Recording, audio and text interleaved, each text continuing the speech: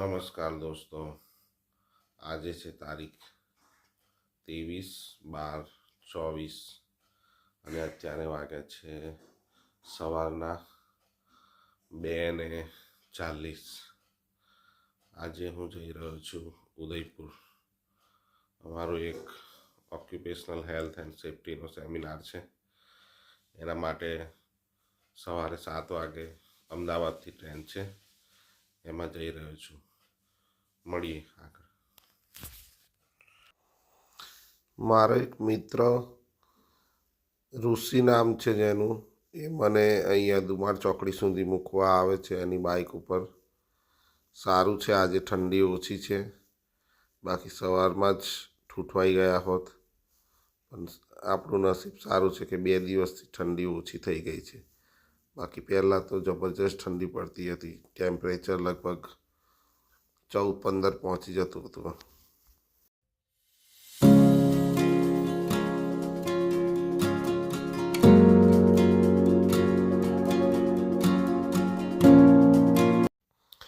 દોસ્તો, આપણે અહીંયા પહોંચી ગયા છે દુમાર ચોકડી અને બસની રાહ જોઈ રહ્યા છે। કોઈ લક્ઝરી મળી જાય, કોઈ બસ મળી જાય એસટી।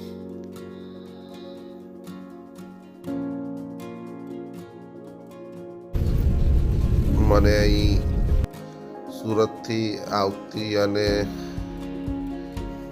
હિંમતનગર જતી એક લક્ઝરી બસ મળી ગઈ છે, જેની અંદર હું બેસી ગયો છું। ભાડું લીધું છે 100 રૂપિયા અને મને લાગે છે 1.5 કલાકમાં લગભગ સીટીએમ ઉતારી દેશે। ત્યાંથી હવે આગળ પછી અસારવા રેલવે સ્ટેશનની રિક્ષા કરી લઈશું આપણે। ટ્રેન સવારે 6:40ની છે, તેમ છતાં હું 1 કલાક વધારે માર્જિન રાખીને આવ્યો છું, કારણ કે જો ટ્રેન ચૂકી જાય તો ઉદયપુરની બીજી ટ્રેન બપોરે 2:30 વાગે છે। લક્ઝરીવાળાએ અહીંયા સીટીએમ ઉતારી દીધો છે ને અહીંથી અસારવા રેલવે સ્ટેશનની રિક્ષા કરી લીધી છે મેં। એ ભાઈ તો 250 રૂપિયા કહેતો હતો, 230માં પછી નક્કી કર્યું।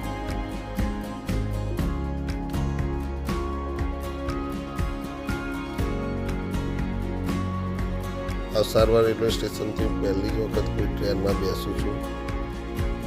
આના પહેલાં હું અમદાવાદથી કાલુપુર રેલવે સ્ટેશનથી ટ્રેન પકડી હતી અને લગભગ અમે દિલ્હી ગયા હતા। એમાં ઘણા વર્ષો થઈ ગયા।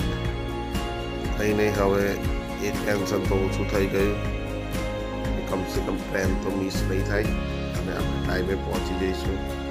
બાકી હું જ્યારે 6:40ની સવારથી ટ્રેન બુક કરી તે વખતે મને થોડું ડાઉટ હતો કે આટલા વહેલા હું અમદાવાદ રેલવે સ્ટેશન કેવી રીતે પહોંચીશ, બટ હવે રિક્ષામાં બેસી ગયા છે ફાઇનલી અને 6:40 પહેલાં તો પહોંચી જ જઈશું।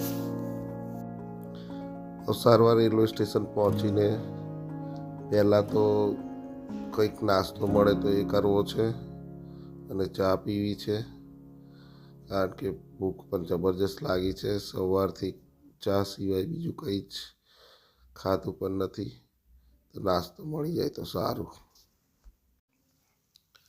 ટ્રેનમાં નાસ્તો મળતો હોય છે, પણ એની ક્વોલિટી વિશે કંઈ કશું કહેવાય નહીં અને ક્યારે આવે ક્યારે નહીં। ટ્રેન તો આવવાને હજુ લગભગ 2 કલાકની વાર છે, તો એના પહેલાં કંઈક પૌવા બટાકા અને ચા જો મળી જાય તો સારું થઈ જાય।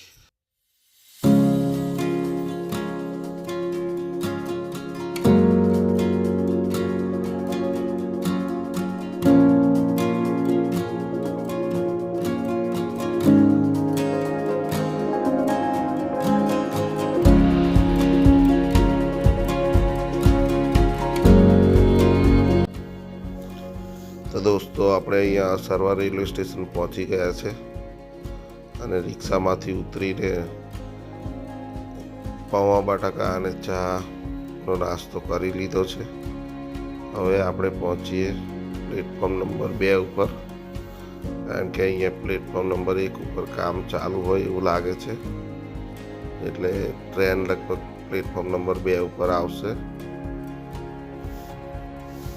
ટ્રેન અહીંયા અસારવાથી જ ઉપડે છે, તો લગભગ પહેલેથી મુંબઈ પણ ગઈ હોય એવું બની શકે છે.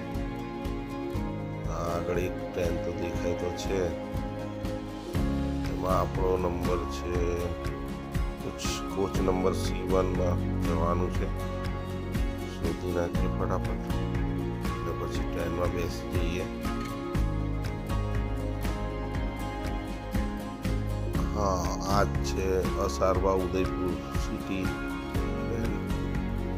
આની અંદર આપણે જવાનું છે. આપણી ટ્રેન પણ પહેલેથી આવી ગઈ છે, લોકો બધા પહેલેથી અંદર બેસી રહ્યા છે.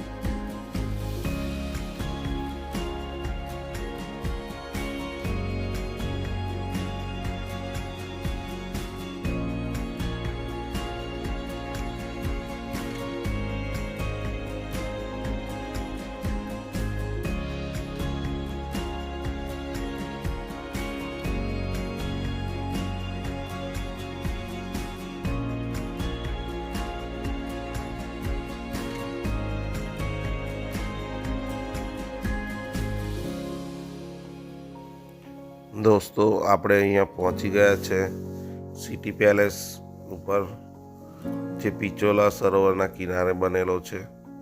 તમને જાણીને નવાઈ લાગશે કે આને બનતા લગભગ 400 વર્ષનો સમય ગયો છે. 1553માં મહારાણા ઉદયસિંહ બીજાએ આનું કામ ચાલુ કરાવ્યું હતું, જ્યારે તેમનું કેપિટલ સિટી ચિત્તોડથી બદલીને ઉદયપુર કર્યું હતું. એના પછી જે એમના ઉત્તરાધિકારી રાજાઓ શાસનમાં આવતા ગયા, એમને એનું કામ પૂરું કરાવ્યું, અને લગભગ 400 વર્ષના સમય પછી એ બનીને પૂરો થયો. આને તમારે અંદરથી જોવો હોય તો એની ટિકિટ છે 400 રૂપિયા, બાળકો માટેની ટિકિટ છે 250 રૂપિયા. અહીંયા પાર્કિંગની પણ વ્યવસ્થા છે.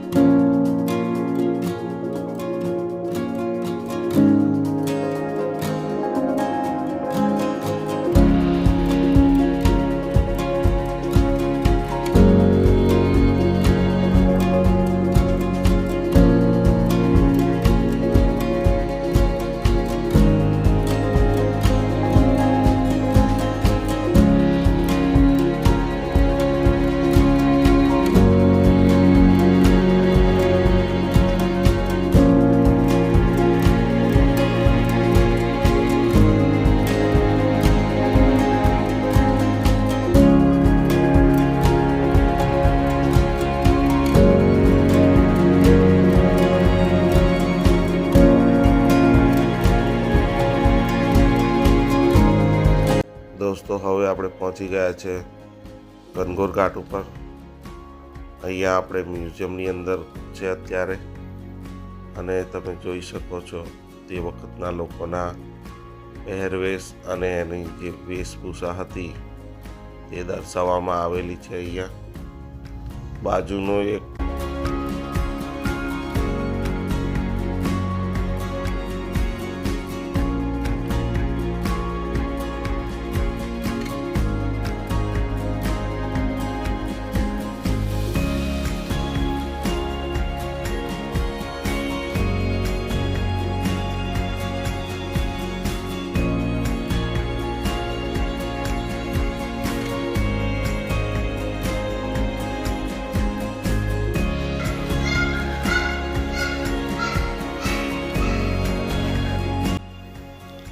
અહીંયા તે વખતના રાજાઓ કેવા શસ્ત્રો વાપરતા હતા એ બધું બતાવેલું છે.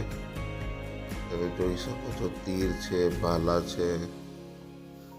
રામાયણ અને મહાભારતમાં જેવી રીતે સી આકારના તીર હતા એ પણ અહીંયા તમે જોઈ શકો છો. એટલું સરસ રીતે સજાવીને મૂક્યું છે.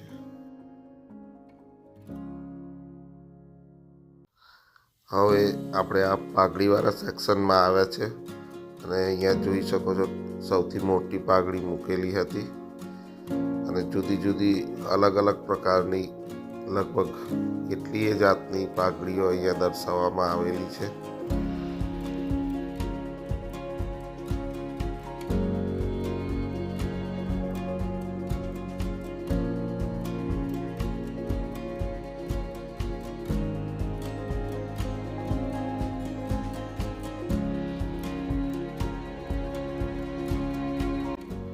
હવે હું મ્યુઝિયમમાંથી બહાર આવી ગયો છું અને હવે જઈએ આપણે ચોલો સરોવરના કિનારે.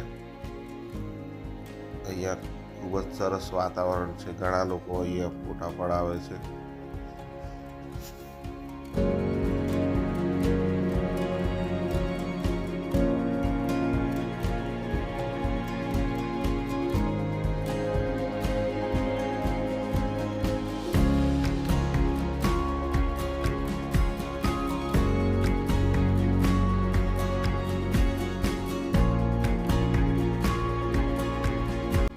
ગનગોર ઘાટથી હવે નીકળીને આપણે પહોંચી ગયા છે અહીંયા ફતેસાગર લેક ઉપર. ખૂબ જ મોટું સરોવર છે અહીંયા અને ચારેય બાજુએ રોડ બનેલો છે.